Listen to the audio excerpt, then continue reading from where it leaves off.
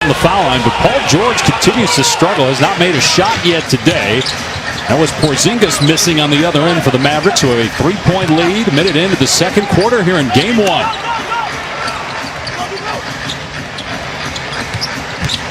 Batum, who the Clipper coaching staff has said during the regular season was their MVP, did a little of everything, but this team, beautiful shot. And look, this is why so many people think that the Clippers can win a championship.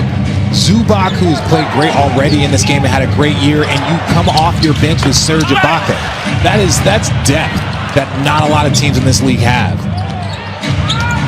Three-pointer, good. The Mavs have hit 5 threes.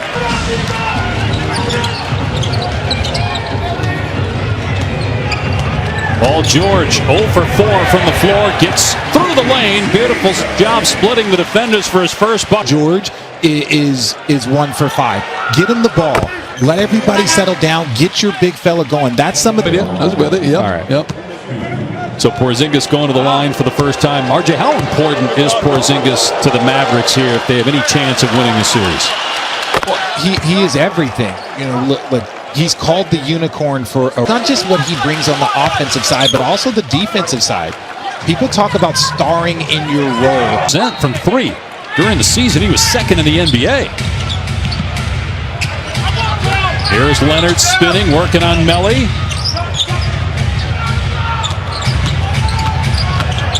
Morris works across the lane and gets it to roll home for his first basket. And then you have Morris, you have Batum, you know, this Clipper team. But I love the way the Dallas Mavericks match up. You know, Tim Hardaway Jr., Finney Smith, you see Tim Hardaway Jr. with the move and the follow-up of his own shot. This Mavericks team has a ton of wing players that match up perfectly, so I think we're in store for a great series, Dave.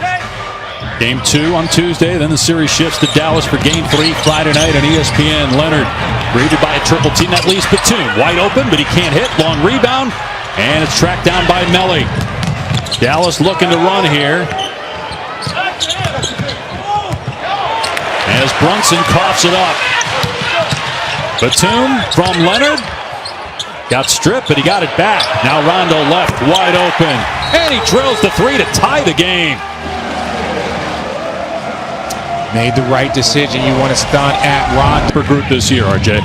Well, I think he has a calming presence, and when we say this about him, it's not to say that Doc Rivers didn't, but you know, T. Lue, a lot of these guys played against T. Lue. He understands things from this standpoint. He won a championship as a coach and as a player, so he understands the pressure that all of these guys are dealing with, and sometimes you just need to calm people down. And look, T. Lue's personality, he will make you laugh sometimes when you need to laugh also, as Rondo knocks down another three-pointer.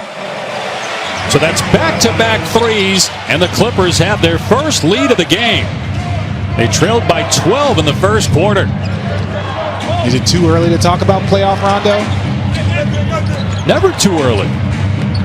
He's been brilliant throughout his career in the postseason. Won a couple of titles, first with Boston in 08. Dončić, Clippers thought he traveled. Kleba with a payoff triple, the 6-3 for the Mavs. You better stop worrying about what the referees are calling and trying to make sure that you're getting that rotation down, because that look away off the slow two-step by Luka, that's tough to guard. Gets guys easy and open shots. 5th assist for Dončić. Leonard now with 15 points. Midway through quarter number 2 at Staples Center. Pat Beverly, who picked up 2 quick fouls defending Dončić, is on him again. Luka backing him down. And they're going to call a foul on Zubac off the ball and personal. 3 seconds. They're going to say defensive 3 seconds. Yep, correct. So 1 shot technical here for Dallas. Come on, Dave. And don't. Come on, Dave. But did you notice that as soon as they brought Patrick Beverly back in the game, Luka went straight to post up?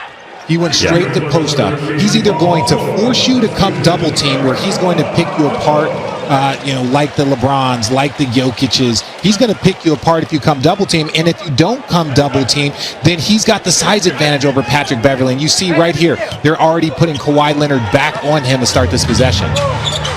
Last year against the Clippers, Dončić averaged 31 points per game, had 2 40-point games, And of course, that game winner in overtime of game 4. Scored 43 points in that one. He's got Zubac on him on the switch, and he drills another 3. How many times have we seen that here in the first half? Drawing Zubac and Dončić drilling along one. Well, he's not drawing Zubac. He's not bringing him up. What they're doing, the Clipper defense, is just switching across the board. They'd rather Luka score than to get a ton of assists. As you see, Zubac, throw it down, big fella. Throw it down. He's been really aggressive at the rim. 4 for 4 from the floor. Tie game. Richardson penetrates, gets it to go off the window against 2 Clipper defenders.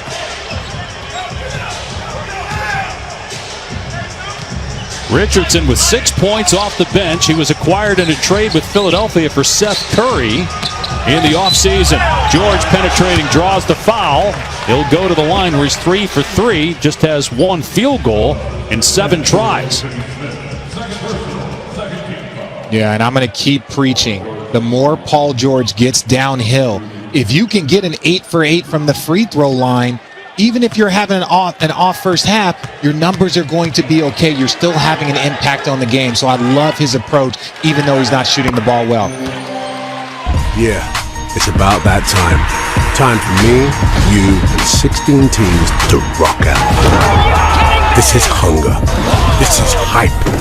This is the NBA playoffs.